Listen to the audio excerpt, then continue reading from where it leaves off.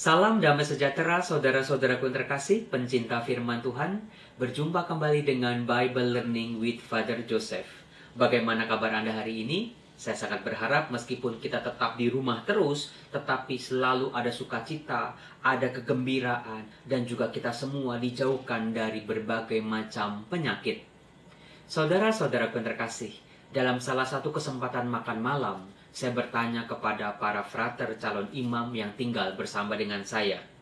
Silakan kalian berangan-angan, berandai-andai, nanti kalau wabah virus corona ini sudah selesai, sudah berlalu, kita boleh pergi kemana-mana lagi. Siapa orang yang mau kamu jumpai pertama kali? Lalu juga tempat mana yang mau kamu kunjungi? Lalu beberapa frater saya dengan yakin mengatakan, saya mau pergi ke kuburan bapak saya, Romo. Saya mau pergi ke rumah bapak ibu saya, Romo. Saya mau pergi ke gereja terdekat, Romo. Sudah rindu untuk melihat rumah Tuhan. Nah, saudara-saudara, itu jawaban mereka. Bagaimana dengan jawaban Anda? Kalau Anda juga saya tanya, nanti kalau wabah ini sudah selesai, kita boleh salaman lagi. Kita boleh pergi-pergi kemana-mana lagi. Siapa orang yang mau Anda jumpai pertama kali? Lalu yang kedua, ke tempat mana Anda akan pergi? Jawaban bisa bermacam-macam, terserah Anda. Silakan Anda tulis di kolom komen kemana dan siapa yang mau kita jumpai. Mari kita saling berbagi cerita, berbagi harapan, berbagi impian dan doa. Semoga doa orang benar, saya yakin besar kuasanya. Saudara-saudaraku yang terkasih, kalau pertanyaan yang sama ditujukan kepada saya, sudah pasti jawabannya saya sudah kangen sama keluarga saya. Lalu juga sebagai imam, saya sudah kangen dengan umat dan murid-murid saya. Jujur sebagai imam, dalam situasi seperti ini, melihat gereja kosong, melihat tidak ada kegiatan-kegiatan lagi di gereja, saya selalu berdoa dan memohon kepada Tuhan. Ya Tuhan, jagalah iman umatmu ini Tuhan. Jangan sampai mereka imannya redup dan hilang. Nah, saudara-saudara yang terkasih, ternyata yang saling kangen, yang saling mencemaskan, yang saling mau ingin bertemu, bukan cuma kita saja, manusia zaman sekarang. Dalam kitab suci, ada dua tokoh kitab suci, yang tadinya mereka tuh akrab luar biasa, pergi kemana-mana selalu bareng. Tetapi karena satu dan lain hal, mereka harus terpisah. Nah, komunikasi antara mereka tidak sama seperti kita. Kalau kita masih sering kirim SMS, kirim WhatsApp, saling telepon. Tetapi mereka ini komunikasinya hanya sebatas surat. Dua orang itu namanya Paulus dan Timotius. Komunikasi antara keduanya bisa kita lihat dalam surat pertama dan kedua Santo Paulus kepada Timotius. Saudara-saudaraku terkasih, relasi Paulus dengan Timotius ini sungguh unik, saudara-saudara. Timotius adalah murid langsung dari Paulus. Timotius adalah rekan seperjalanan Paulus. Timotius ini masih sangat muda. Bersama Paulus, Timotius pergi mewartakan kabar sukacita Injil ke beberapa daerah. Dari Paulus, Timotius banyak belajar bagaimana menjadi saksi iman, pewarta kabar sukacita Yesus Kristus. Tetapi bersama Paulus ini juga, Timotius banyak belajar bagaimana menghadapi penderitaan sebagai pewarta Injil. Mari kita bahas, saudara-saudara, bagaimana relasi antara Timotius dengan Paulus ini. Dalam suratnya, Paulus berkata begini, kepada Timotius, anakku yang sah dalam iman. Nah, di sini kita bisa lihat bahwa Paulus menyapa Timotius sebagai anak rohaninya, sebagai seseorang yang dididik oleh Paulus untuk menjadi seorang pemimpin jemaat yang cakap, yang bisa dipercaya dan handal. Dalam surat-suratnya, saudara-saudaraku yang terkasih, Paulus seringkali memberikan harapan, impian, nasihat-nasihatnya kepada Timotius ini. Ternyata saudara-saudaraku terkasih, dalam perjalanan mereka, Paulus harus meninggalkan Timotius di Efesus untuk menjadi pemimpin jemaat di sana. Waktu itu Timotius masih sangat muda. Lalu Timotius ditinggalkan oleh Paulus yang melanjutkan perjalanannya.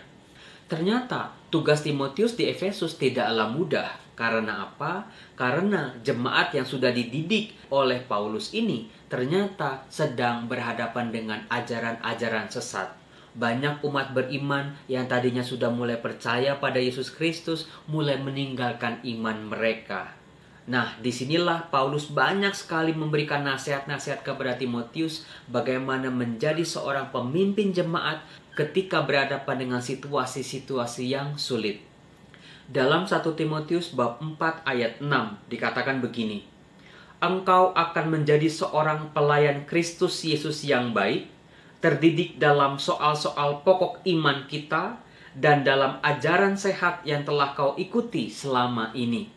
Saudara-saudara, dari jauh meskipun mereka tidak berjumpa, Paulus mengajarkan trik-trik kepada Timotius. Hendaklah setia dalam iman yang telah diikuti selama ini. Saudara-saudara, nasihat yang sama juga bisa saya berikan kepada Anda umat beriman dimanapun Anda berada. Paulus melanjutkan seperti ini, "Latihlah dirimu beribadah." Lihat saudara-saudara, nasihat ini juga bisa kita terapkan sekarang ini. Dalam keterbatasan kita, perayaan Ekaristi, ibadah hanya online, tetapi kita diajak untuk tidak terlena dan tidak berhenti dalam mengolah latihan rohani kita. Nah saudara-saudara, dari aneka macam nasihat-nasihat Paulus kepada Timotius, yang paling relevan menurut saya adalah kita bisa lihat dalam surat kedua Santo Paulus kepada Timotius bab 3 ayat 12 dan seterusnya. Nasihat ini bisa juga saya terapkan sebagai imam untuk Anda umat beriman yang sekarang sedang dalam situasi yang tidak mudah ini. Paulus mengatakan begini, "Memang setiap orang yang mau hidup beribadah di dalam Kristus Yesus akan menderita aniaya. Sedangkan orang jahat dan penipu akan bertambah jahat. Mereka menyesatkan dan disesatkan." Saudara-saudaraku terkasih, dari nasihat ini kita bisa belajar bahwa sebagai murid Kristus, penderitaan, aniaya, kesulitan hidup adalah bagian dari perjuangan iman kita. Lalu apa yang harus kita lakukan?